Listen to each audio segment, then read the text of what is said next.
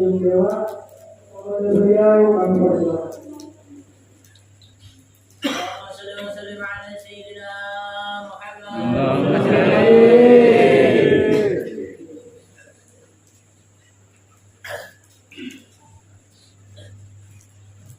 Assalamualaikum warahmatullahi ta'ala wabarakatuh.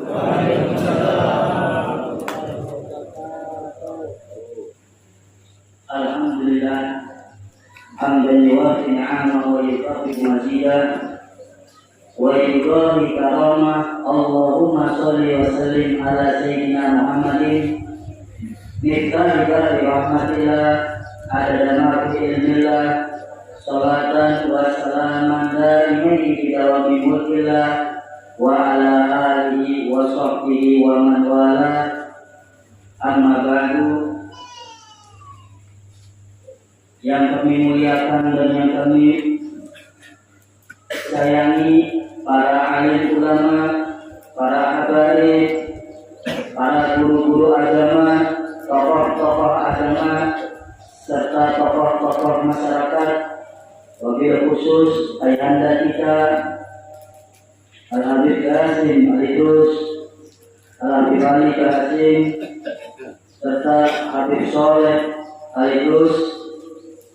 Mudah-mudahan beliau dipanjangkan umurnya dalam keadaan sehat walafiat, sehingga beliau bisa mengayomi kita bersama. Para hadirin dan hadirat yang dicintai oleh Allah Subhanahu wa Ta'ala, alhamdulillah kita bersyukur kepada Allah Subhanahu wa Ta'ala yang telah mengumpulkan kita bersama-sama di majelis cinta, majelis cinta kepada Rasulullah SAW. Kita berkumpul di masjid ini dalam rangka ungkapan kerinduan kita kepada Rasulullah SAW. Maka dengan kecintaan dan kerinduan ini kita berhadir saat ini, yaitu untuk menambah kecintaan kita, menambah kerinduan kita dengan cara memperingati peristiwa yang pernah dialami oleh umat kita, Nabi besar Muhammad sallallahu alaihi wasallam.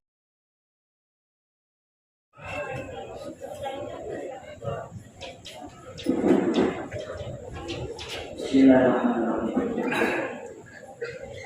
Peristiwa Isra wal Mi'raj adalah peristiwa besar, peristiwa yang dahsyat, peristiwa yang luar biasa. Saking besarnya listrik aja mati,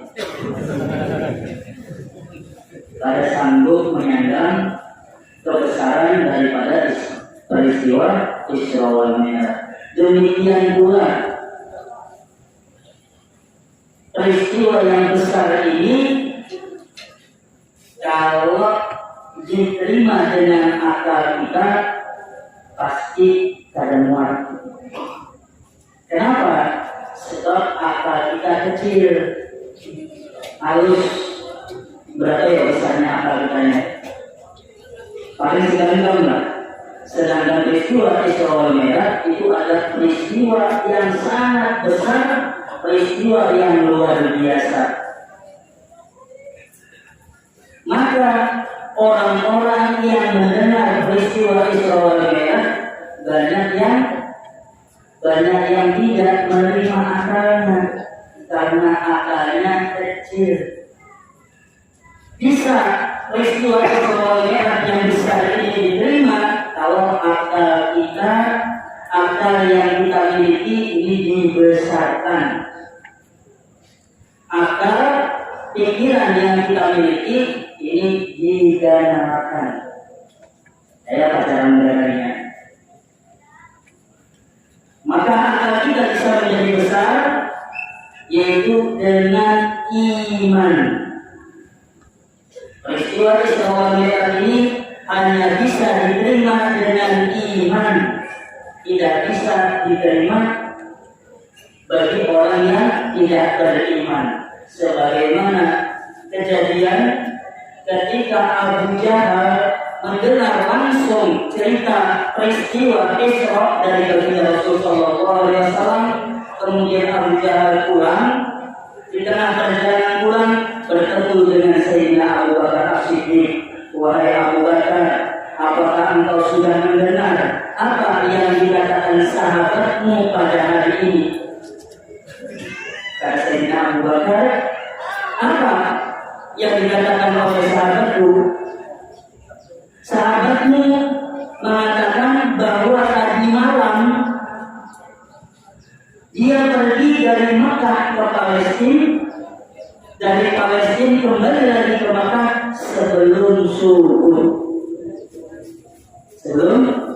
Sebelum subuh. Karena itu kalau kita memperingati Mi'raj, Isra Mi'raj dengan niat mempasahkan tanggal 27. Biasanya kita sebenarnya memperingatinya tanggal 27 niat mempasahkan, ternyata luput sebenarnya. Kenapa niat mempasahkan? Peristiwa yang dialami oleh Nabi itu sebelum subuh terjadinya, kita makan siang. Luput ya? Harusnya malam. Mau ditanya jam 2 malam kembali. Nah, pas apa? Saat ini kita mau itu berdapatan dengan apa? Dengan subuh. Pas saudara. Kalau niat mempasahkan. Tapi kalau niatnya memperingati, itu dia tanggal 1 Rajab sudah masuk daripada memperingati Isra wal Mi'raj. Nah,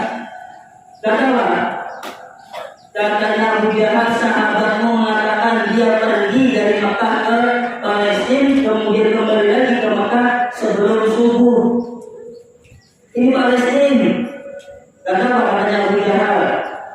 Maka Sayyidina Abu Bakar mengatakan, awalnya dari apakah yang mengatakan itu adalah baginda Rasul? Iya, sahabatmu yang mengatakan barusan.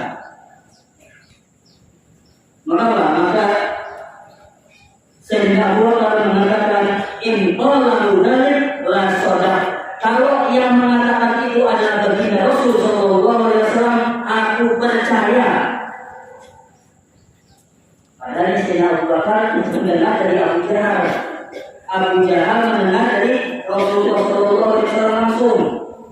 Tapi Sayyidina Abu Bakar percaya, sedangkan Abu Jahal tidak percaya. Kenapa? Akal otaknya Abu Jahal itu kecil, halus.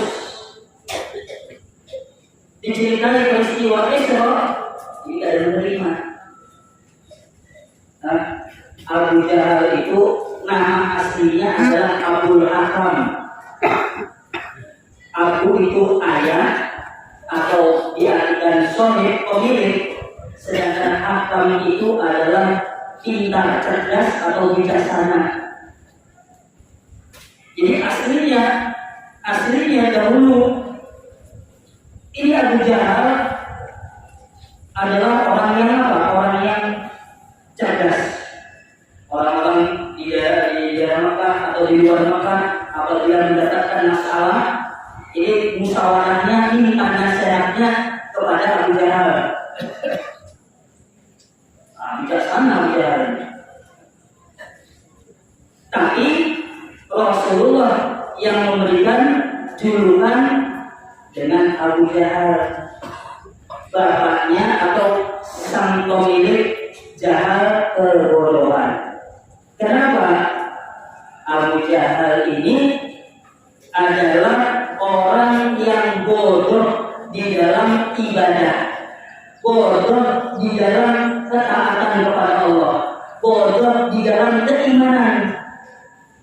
Tapi pintar, cerdas. Si Abu Jahal ini kalau dalam urusan maksiat, urusan durhaka lawan Allah,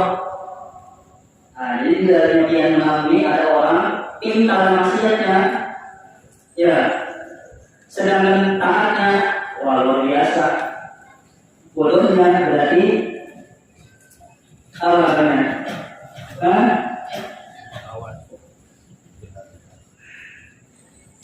Abu Jahal yang menyedot. Sayyidina Abu Bakar Siddiq orang beriman, akalnya besar dengan keimanan beliau, sehingga menerima cerita tersebut langsung beriman, langsung percaya.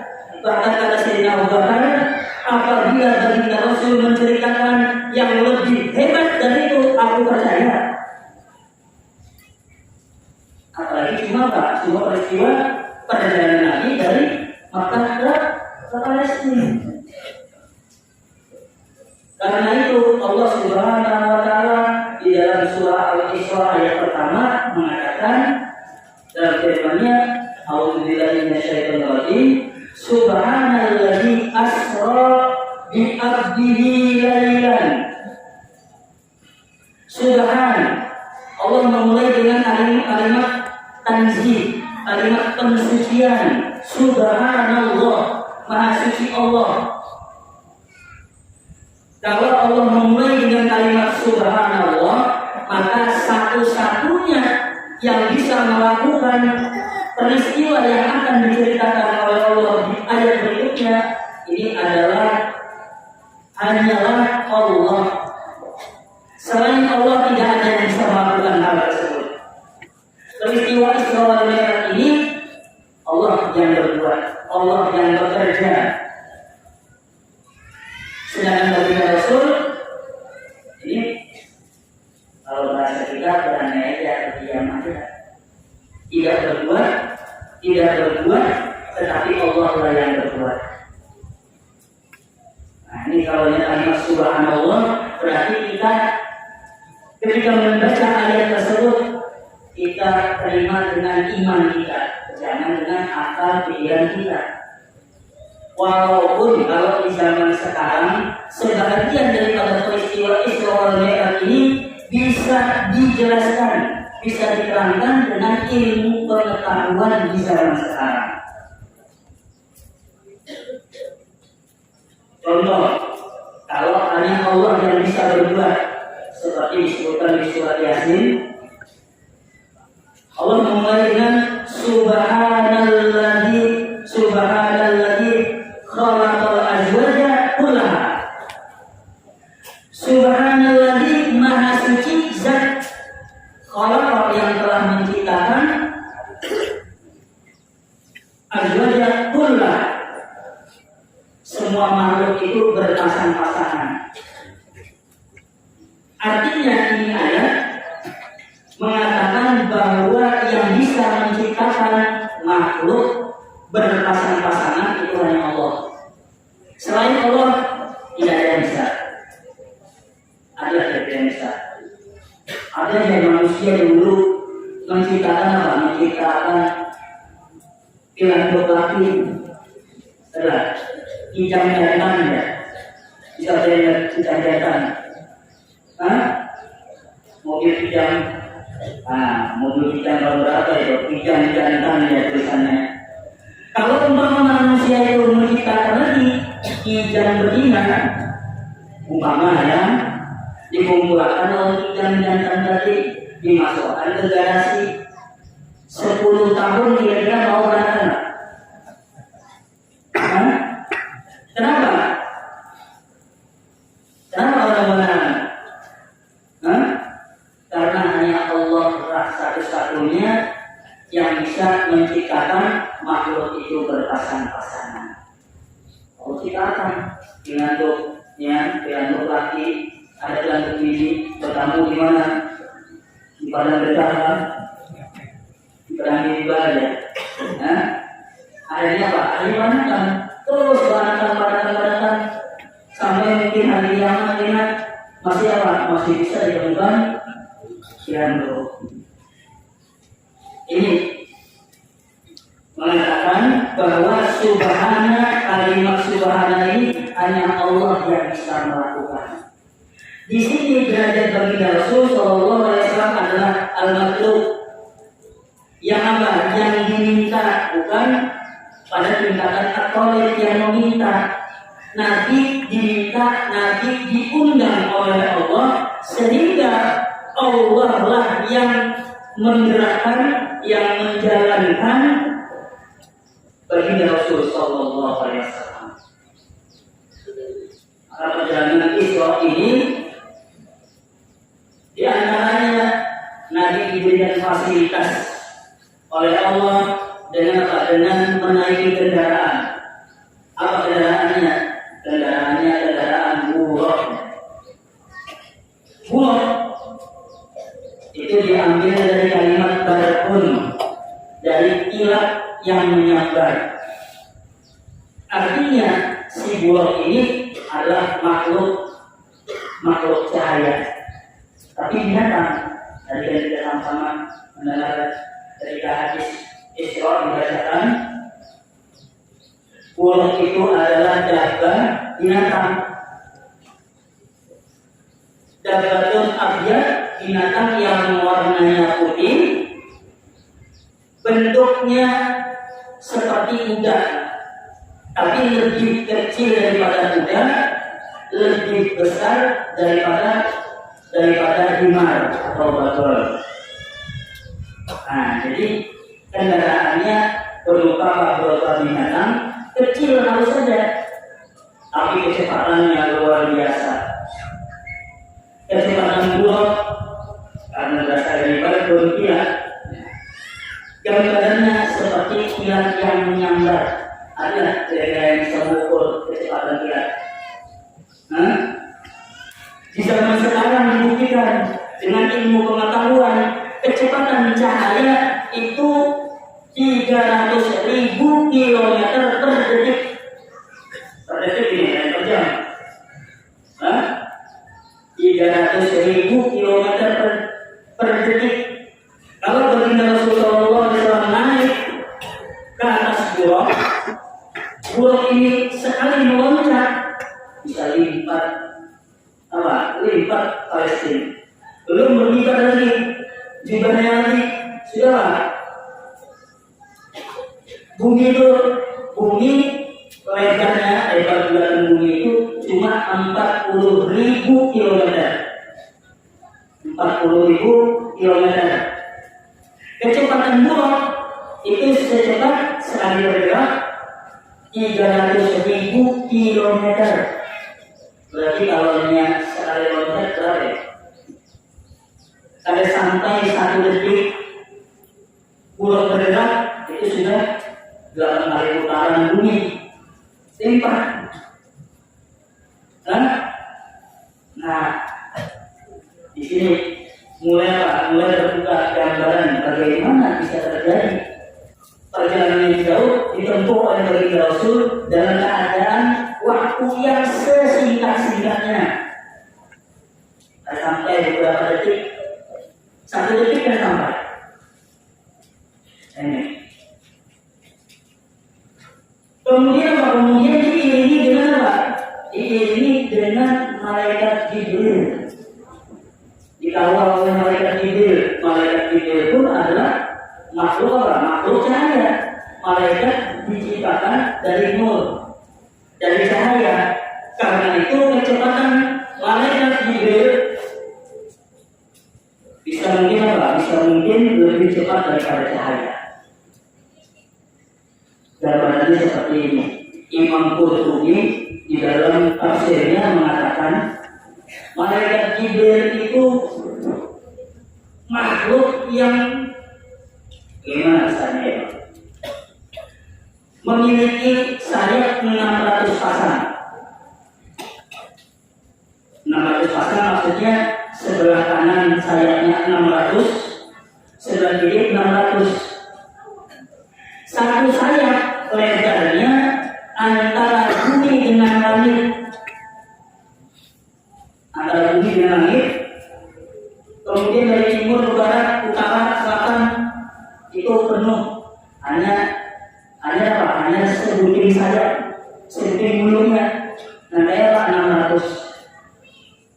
Besar, luar biasa, besar, kuat. Kemudian apa? kemudian nanti lewat atau lewat merah. Nah, di sini dikatakan apa? Dikatakan besarnya malaikat seperti itu. Itu baru satu sayapnya. Dan ini disaksikan oleh baginda Rasul Shallallahu Alaihi Wasallam. Malaikat Jibril terlihat dalam bentuk aslinya, dari ujung kepala sampai ujung kaki. Nah, baginda Rasul melakukan perjalanan dengan apa? Dengan naik buruk dan ditemani oleh malaikat Jibril yang memiliki apa? Kemampuan kecepatan seperti kecepatan cahaya. Artinya baginda Rasulullah SAW pada saat itu diberikan kekuatan oleh Allah seperti kekuatan bulog, seperti kekuatan malaikat Jibril.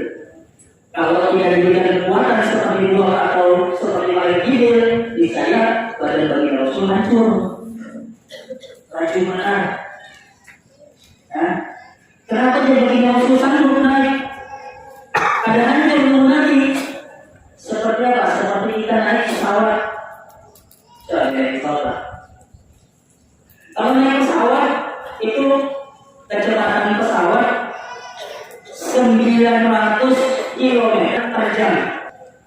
Kecepatan pesawat 900 km per jam. Dengan kecepatan tersebut kita yang berada di dalamnya ada perasaan, ada rasa angin atau apa ada rasa. Tapi kalau yang anda tahu bagaimana kecepatannya, ya buka aja dia naik pesawat dan buka jendelanya, mau bahannya apa? Disedotnya ada di luar, dan kita keluar dari pesawat. Itu baru 900 km per jam, sedangkan dua 300.000 km per detik.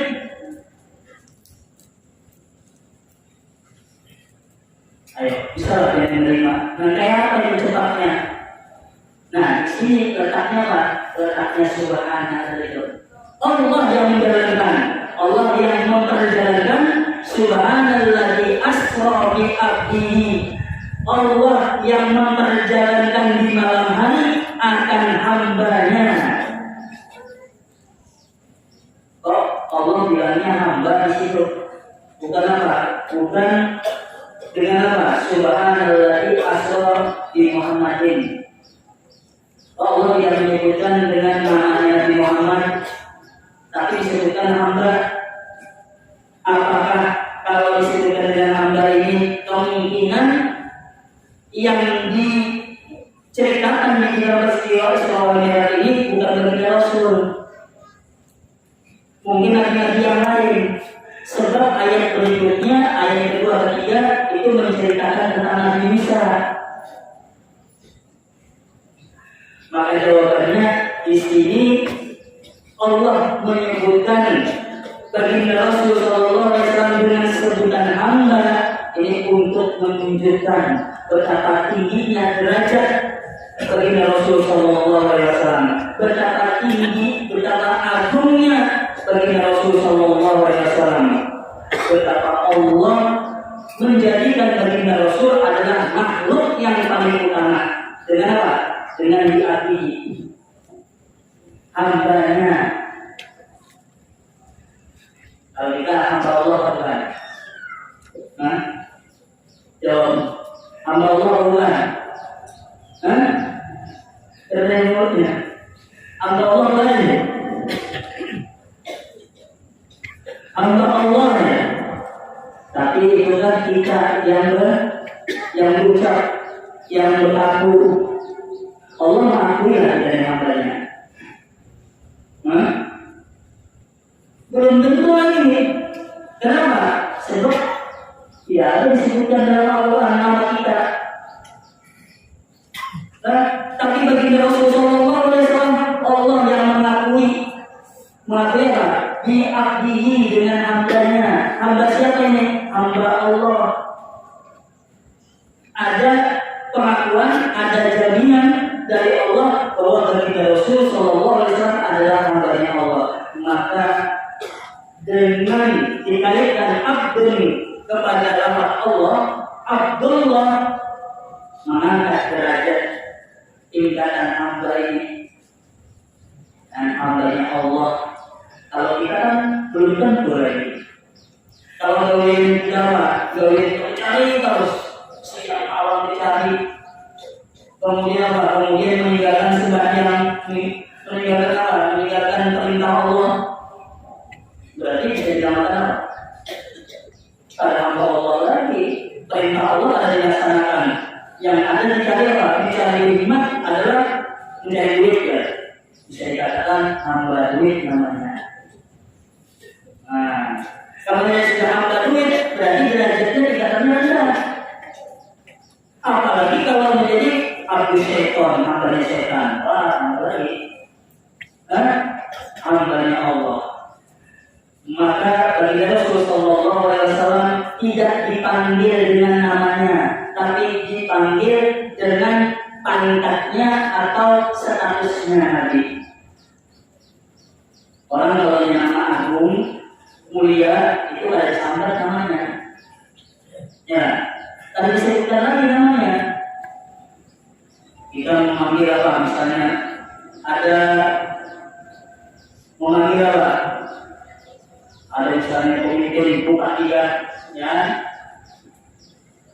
datang kepada kita memberikan apa? Memberikan kata sambutan, bahwa kita menyebutnya dengan apa? Dengan ngaransiin. Ada mungkin dengan ngaransiin, ya, pasti menyebutkan dengan apa? Kepada Bapak, bisa menghormatkan ini. Kemudian disebutkan Bapak Bupati, ya, disebutkan pangkatnya pulang. Ada mau menyebut nama langsung. Kalau disebutkan namanya langsung, berarti hilang pengagungannya, hilang penghormatannya. Ada hormat lagi namanya itu. Ya, sepakat. Seperti itu yang diajarkan oleh Allah kepada kita. Kalau kita memanggil baginda Rasul, itu harus pakai apa? Pakai pangkat, pakai jabatan Nabi. Jangan memanggil nama langsung baginda Rasul. Al-Quran itu jumlahnya adalah 6.636 ayat. Kalau menurut Sayyidina Abdullah bin Abbas itu 6.636 ayat. Semua itu Al-Quran diturunkan kepada baginda Rasulullah SAW. Benar? Tidak ada satu ayat pun yang diturunkan bukan kepada baginda Rasul. Semua saudaraan. Tetapi di dalam Al-Quran sebanyak itu nama baginda Rasulullah SAW cuma disebutkan 4 kali.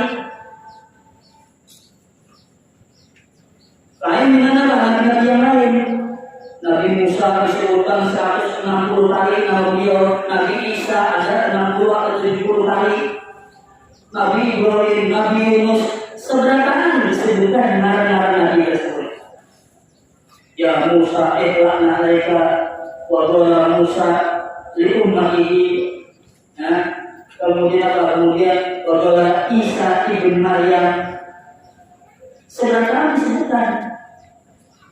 Tapi baginda Rasulullah SAW hanya ada 4 kali disebutkan di dalam Al-Quran. Selain itu, maka Allah menyebutkan nama angkatnya, nama jabatannya. Seperti dalam surat Isra tadi, Subhanalladzi asra bi 'abdihi wa ma arsalnaka illa rahmatan lil alamin. Tidak menyebutkan nama langsung. Ya. Coba lagi, Innallaha wa malaikatahu yusholluna 'alan nabi. Sesungguhnya Allah dan para malaikatnya yusholluna bersolawat kepada 'alan nabi, kepada Nabi Muhammad. Yang dimaksud Nabi di situ adalah Nabi Muhammad. Ini contoh yang diberikan Allah kepada kita supaya kita itu beradab, supaya menjaga sopan santun, kita mengagungkan kepada Nabi Rasulullah SAW. Dan 4 ayat yang disebutkan oleh Allah nama baginda Rasul itu tidak disebutkan dengan namanya saja, tapi tetap disertai dengan pangkatnya Nabi. Surah Al-Imran, yang surah Al-Imran mengatakan wa ma Muhammadun, disebutkan nama Nabi, ya, wa ma Muhammadun, tidaklah Nabi Muhammad itu illa Rasulun, disebutkan apa? Disebutkan pangkat. Jadi Allah menyebutkan nama baginda Rasul bukan hanya semata-mata menyebutkan nama, tapi disertai dengan pangkat. Surah Al-Ahzab menyebutkan, Allah menyebutkan nama Nabi, wa ma Muhammadun aba ahadin min rijalikum, tidaklah Nabi Muhammad itu ayah salah seorang di antara kalian, para sahabat maksudnya. Nah, kemudian disebutkan lagi pangkatnya atau jabatan baginda Rasul, wa ma Muhammadun aba ahadin min rijalikum walakinna Rasul. Dan disebutkan, tetapi baginda Rasul itu adalah Nabi Muhammad itu adalah Rasul. Wa khataman nabiyyin, dua disebutkan lagi. Dan apa? Dan penutup para nabi-nabi. Nah, di surah Al-Fatah ada juga Allah menyebutkan nama baginda Rasul Muhammadun, disebutkan nama Nabi Muhammad Muhammadun Rasulullah walladzina ma'ahu asyidda'u 'alal kufar ruhama'u bainahum. Nama Nabi Muhammad disebutkan, kemudian dilanjutkan Muhammadun Rasulullah, Nabi Muhammad itu adalah utusan Allah. Kadang-kadang Allah menyebutkan dengan panggilan-panggilan manja, panggilan memanjakan, panggilan untuk menunjukkan kasih sayang. Ya Allah, ya anak kalian, bahasa ini si anak itu umah, saya pada memanggilnya. Nah, kalau di sini apa kalau di sini? Kalau di Jawa itu kan tole ya. Nah, kalau di mana? Kalau di mana itu? Di Sumatera ada nyung-nyung gitu kan. Nah, sini le. Kalau di sini apa di sini? Utuh lah. Sini loh. Itu panggilan apa? Panggilan manja, panggilan kasih sayang. Allah ketika memanggil baginda Rasul itu dengan panggilan apa? Panggilan manja. Seperti apa? Yasin. Yasin itu nama baginda Rasul Sallallahu Alaihi Wasallam.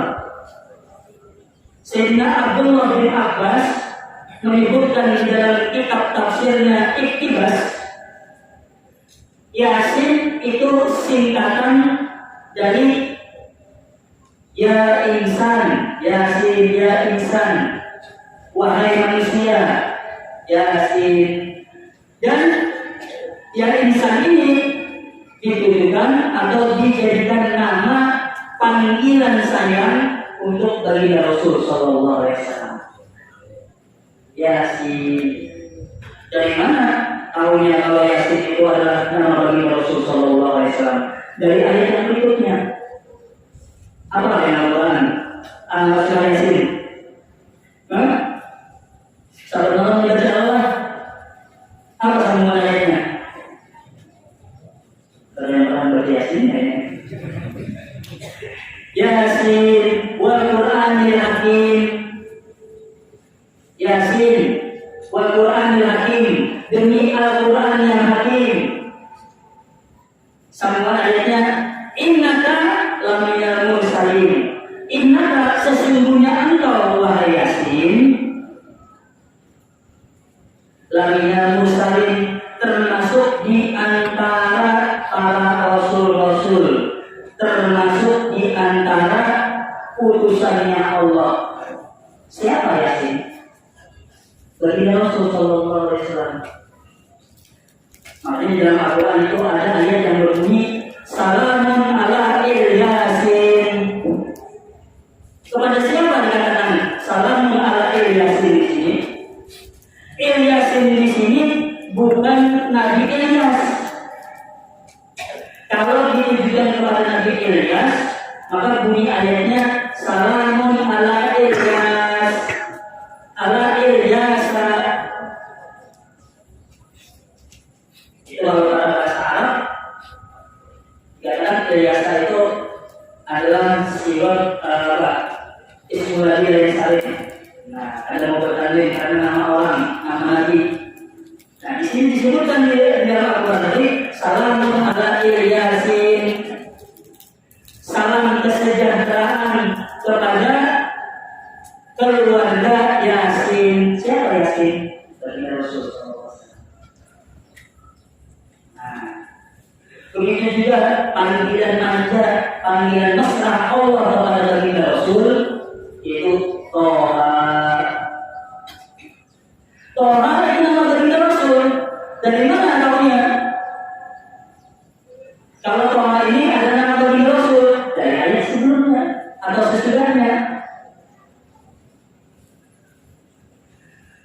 Ma'alaika anzalna Qur'an litasqa, kepada engkau diturunkan Al-Quran. Maka kepada engkau ini siapa? Wahai Toha, yaitu baginda Rasul sallallahu alaihi wasallam. Coba kita baca surah Al-Qadar. Dalam surah Al-Qadar ini siapa? Salatullah, salamullah ala Toha Rasulillah, salatullah, salamullah ala Yasin Habibillah. Ya, salawat Allah, salam Allah kepada Toha, ala Toha Rasulillah, Toha Rasul Allah. Siapa Toha? Nama baginda Rasul. Salatullah, salamullah ala Yasin Habibillah. Kepada Yasin salawat dan salam Allah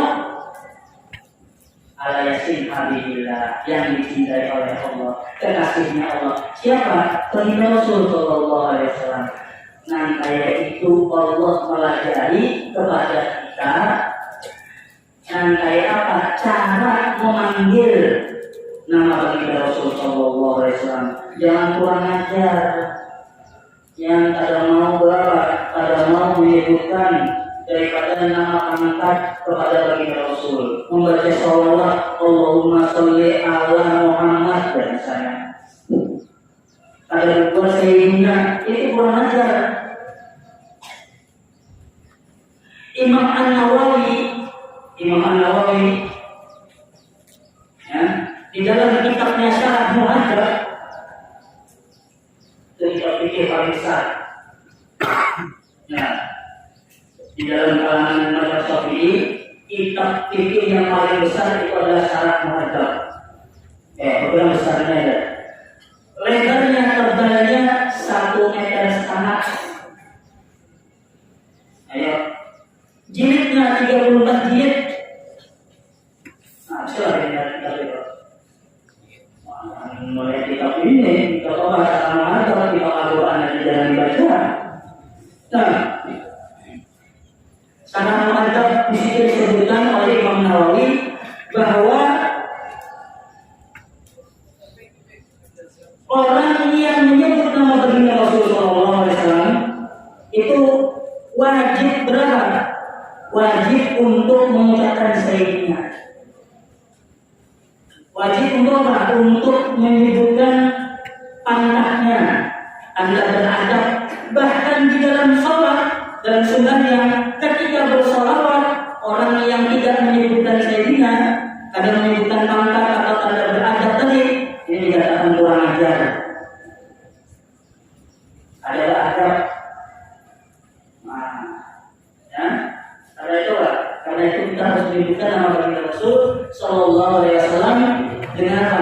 Dengan kalimat-kalimat penghormatan, kalimat-kalimat ta'zim.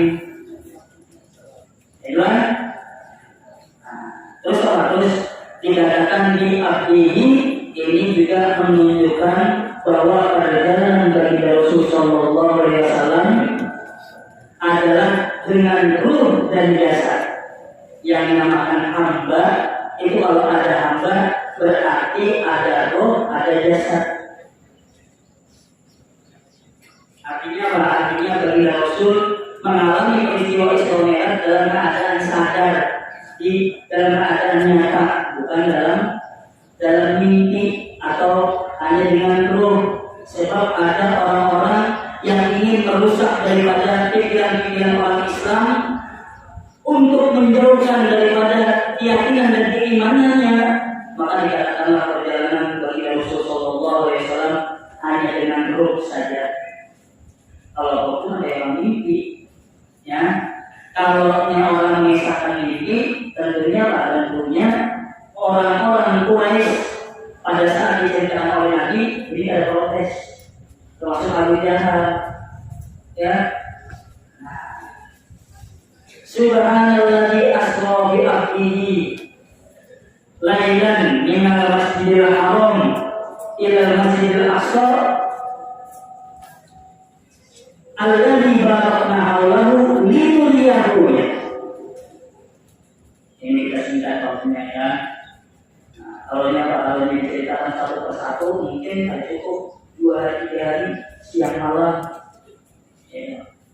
Jadi kita ambil di sini sebagian hikmah-hikmah yang terdapat di peristiwa Isra Mi'raj. Jadi perjalanan Isra Mi'raj ini tujuannya untuk apa? Tujuannya untuk apa? Untuk menerima perintah sholat? Bukan apa? Bukan itu. Tapi tujuan perjalanan Isra Mi'raj ini adalah linuriyahu, untuk kami tunjukkan, untuk kami perlihatkan min ayatinya, di antara atau sebagian kebesaran-kebesaran kami, keagungan-keagungan kami, katanya Allah. Jadi tujuannya adalah untuk menunjukkan kehebatannya Allah, untuk menunjukkan betapa luar biasanya kalau Allah ingin mengerjakan sesuatu. Yang namanya Allah itu sudah banyak berbuat, yang apa saja yang diinginkan oleh Allah pasti bisa. Terhadap kalimat yang ada di situ ada. Allah Maha Kuasa, Allah Sang Pemilik waktu, Allah yang menciptakan tempat. Jadi berarti apapun yang diinginkan oleh Allah pasti bisa terjadi. Jadi untuk menunjukkan kepada Nabi Rasul Sallallahu Alaihi Wasallam betapa hebatnya, betapa kuasanya Allah. Ada yang itu disebutkan perjalanannya adalah lailan, sebahagian malam. Pakai kalimat lailan itu nakirah. Sebahagian itu para ulama beda-beda pendapat. Ada yang mengatakan 4 jam, ada yang mengatakan 3 jam, ada yang mengatakan bahkan perjalanan tersebut dialami oleh Nabi Sallallahu Alaihi Wasallam itu dalam waktu yang sangat singkat. Jangannya kita tadi duduk di lantai, ya, duduk di lantai itu perasaan panasnya. Nanti sebelum peristiwa Mi'raj tidur dia di bawah akar. Ada yang melihatkan di rumahnya Ummu Hani. Datang malaikat Jibril lalu membangunkan bagi Rasul. Dilakukan perjalanan Isra Mi'raj dari Makkah ke Palestina, dari Palestina naik ke atas langit pertama, kedua sampai ke-7, masuk surga, masuk melihat neraka, naik terus ke Sidratil Muntaha, melihat aras sampai Roh. Itu dilakukan oleh Nabi Rasul sampai kembali. Ternyata panas bekas tempat beliau tidur belum hilang lagi. Bagaimana cepatnya? Tadi sudah ada gambarannya. Nabi pakai bulog. Bulognya sekali bergerak 300.000 kilometer per detik pada jam. Kemudian Nabi lewat apa? Peristiwa Isra tadi. Sudah naik kendaraan kilat, lewatnya lewat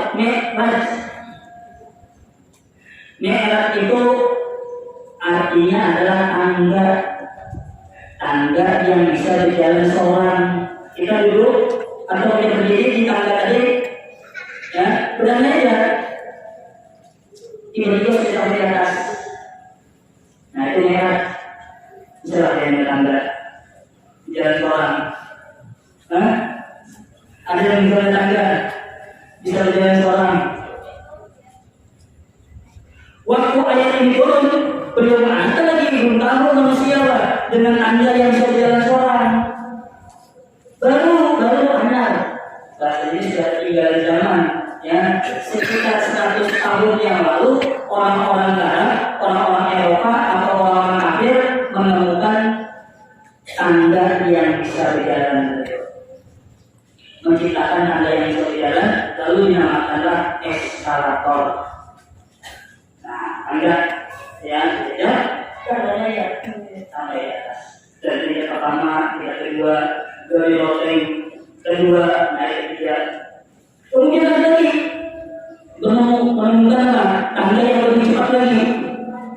Mereka menamakan lift, ya, kotak kamar, kotak kardus ya, Indomie. Masuk ke situ ya, ada situ nomor-nomor. Dia sudah masuk kotak tadi, kotak lift tadi, kita pencet 30 nomor di situ, udah langsung lah. Mungkin cuma dengan suaranya, ya, ada sampai 5 menit, bukan lawannya, ternyata kita sudah lewat. Sudah berada di tingkatan 30. Sampai 5 menit. Nah, kita pernah melihat, tidak pernah melihat. Ya Allah, itu namanya Mi'raj.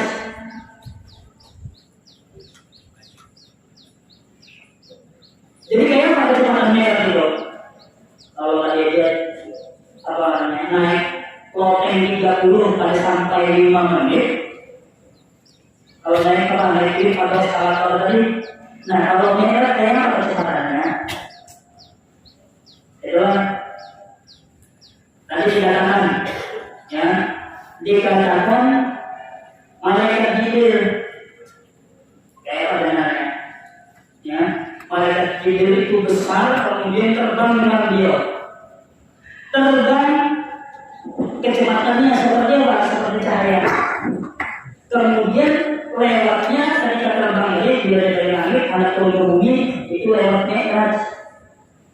Tuh, Mi'raj kan yang dipakai Nabi. Malaikat kan, ya, malaikat lewat Mi'raj juga, lewat Mi'raj. Sudah tangganya berjalan, tangganya jalan. Itu kita melewatinya sambil berjalan, hingga sampai ada. Nah, ini malaikat Jibril kecepatannya seperti cahaya, kemudian lewat Mi'raj lagi. Luar biasa. Jadi seperti apa kecepatan daripada Mi'raj? Kecepatan Mi'raj disebutkan dalam Al-Quran surah Ma'arij. Nah, surah Al-Ma'arij itu kan apa di situ? Ma'arij itu kalimat jama', kalimat tunggalnya adalah Mi'raj. Kalau Mi'raj itu satu tangga, kalau Ma'arij itu banyak tangga, banyak tangga. Kasih informasi lagi. Ya, kalimat Ma'arij itu adalah sifat mutaharimu, arti itu saking banyaknya dari Tuhan. Berarti bukan apa? Mi'raj itu cuma satu. Apa ayat disebutkan di situ? Ta'rujul malaikatu warruhu ilaihi fi yawmin kana miqdaruhu 50 alfa sanah. Malaikat, ya. Ini malaikat banyak, tiap hari banyak, yang turun naik dari langit ke bumi itu banyak. Nah, jadi apa? Jadi malaikat tadi yang terbang dari malaikat terbang melewati Mi'raj, yang mana Mi'raj itu kalau diukur dengan kemampuan kita, kalau kita berjalan, video hingga mikdaruhu itu kecepatannya dengan ukuran kita, ya. Kalau kita melakukan perjalanan khamsina al-sana 50.000 tahun. 50.000 tahun. Yang di jalan berjalan setahun kira-kira bagaimana? Dari sini berjalan setahun. Ada hubungan mungkin sampai Palangkaraya berjalan aja atau apa? Atau sampai Pontianak apa? Ya, nah.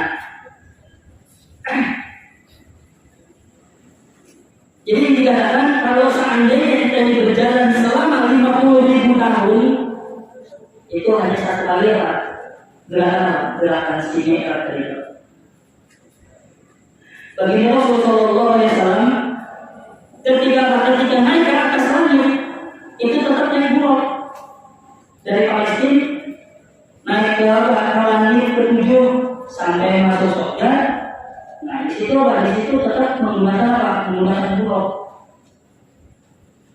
Sudah buruknya cepat laju yang lewat Mi'raj lagi. Nah itu peristiwa yang dialami oleh baginda Rasul itu tidak pernah ada yang bisa menandingi atau menyamai. Itu terjadi hanya pada diri baginda Rasul SAW. Luar biasa. Oh jadi ada juga selain baginda Rasul yang mengalami atau yang menjalani Mi'raj tadi. Ada manusia ternyata selain baginda Rasul pernah naik Mi'raj, naik ke atas langit. Siapa? Nabi Allah Isa. Ketika naik itu berbeda, diangkat oleh Allah ke atas langit, cuma bedanya ada turun-turun lagi. Enak akhir zaman Nabi Isa baru diturunkan lewat Mi'raj lagi. Nah, diturunkan ya, lalu mengikuti daripada syariat baginda Rasul sallallahu alaihi wasallam, belajar dengan Imam Mahdi, kemudian membunuh Dajjal. Tapi saat itu Nabi Isa bukan nabi lagi. Kenapa? Karena nabi sudah ditutup oleh baginda Rasul. Kalau ada orang yang mengaku nabi atau bukan nabi sesudah baginda Rasul, itu lain nabi lagi. Nabi Isa loh, asalnya nabi yang Rasul diturunkan ambil nabi. Ini ada yang mengatakan Nabi Khidir masih hidup ya. Nah, ada yang mengatakan para ulama bukan nabi, tapi orang soleh. Kenapa? Sebab kenabian sudah ditutup dengan baginda Rasulullah SAW. Ada lagi yang menggunakannya selain baginda Rasul? Ada. Siapa? Nabi Allah Adam beserta Siti Hawa turun ke bumi menggunakan apa? Menggunakan Mi'raj. Nah, menggunakan Mi'raj. Tapi di sini dikatakan oleh Imam As-Sawi dalam tafsirnya itu juz pertama dari halaman 11. Nah, orang zaman sekarang atau dari zaman dulu banyak yang mengatakan Nabi Allah Adam itu berdosa, Nabi Adam itu diusir, Nabi Adam berbuat kesalahan, sehingga turunnya Nabi Adam ke bumi itu adalah hari yang apa? Hari yang sekian, hari yang buruk atau hari turunnya bala.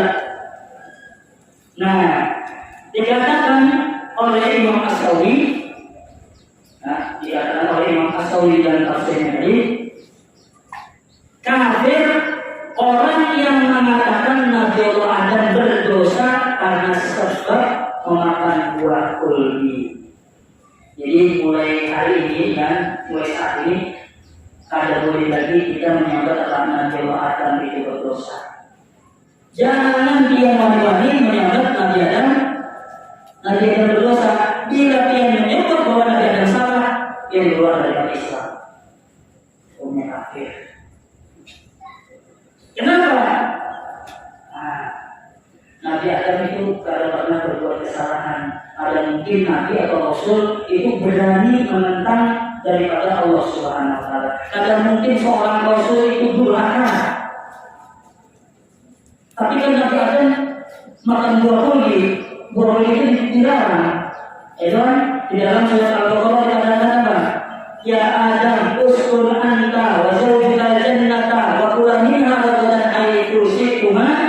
Wahai Nabi Adam, tinggallah engkau di dalam surga beserta istrimu, makan semua yang engkau makan yang ada di dalam surga ini. Wala taqrabu hadhihi syajarah. Tapi jangan engkau dekati pohon ini. Nabi Adam makan buah kuldi.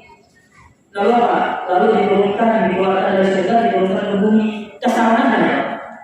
Dosa apa? Hah? Jangan dikatakan Nabi Adam berdosa. Kenapa? Sebab ketika Nabi Adam dikatakan la taqrabu hadhihi syajarah, jangan kamu dekati pohon ini. Nabi Adam kemudian makan buah dari pohon tersebut. Karena apa? Karena Nabi Adam tahu, oh kalau kalimatnya jangan berarti apa? Berarti aku harus makan buah ini. Paham ya? Kalimat jangan, kalau jangan itu jangan, ya itu hanya ada di dunia. Di surga kalau ada jangan, tahu enggak? Kalau jangan itu hanya ada di dunia. Jangan ya, jangan asam, jangan kaluh, jangan kaluh ya, dewa hanya ada di foto kaluh misalnya. Di surga ada banyak jangan itu, ya di padang apa? Jangan minum khamar, jangan mabuk-mabukan, jangan teler, ya jangan minum khamar. Di mana orang itu? Berlaku di dunia. Selama kita hidup di dunia ada boleh minum khamar, ada boleh teler, ada boleh mabuk, ya. Tapi di surga ya ada jangan minum khamar. Ternyata di surga itu ada sungai khamar, ada sungai khamar, sesungai juga, ada sungai susu, ada sungai madu. Sungainya terdalam di jangan. Misalnya latihan apa? Jangan kawin, jangan mengawin dunia lebih dari 4. Ada boleh? Boleh 10 lah. Boleh 100. Ada boleh. Syariat Islam mengatakan apa? Mengatakan dia yang kawin dunia itu sampai 4 saja. Ada berarti di surga 2 juta dia dari sekian. 2 juta. Ya Allah dia bilang kalau 4 itu terdalangan.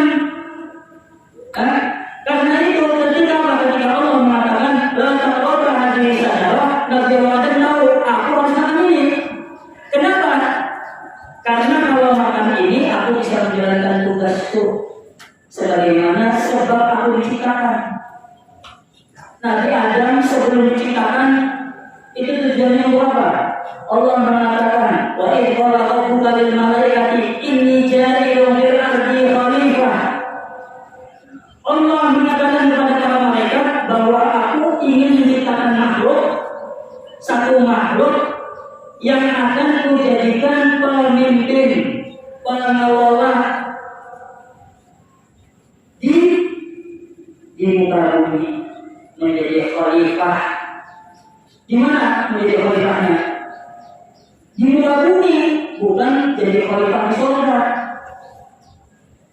Karena itu apa? Karena itu Nabi Adam makanlah buah, diturunkan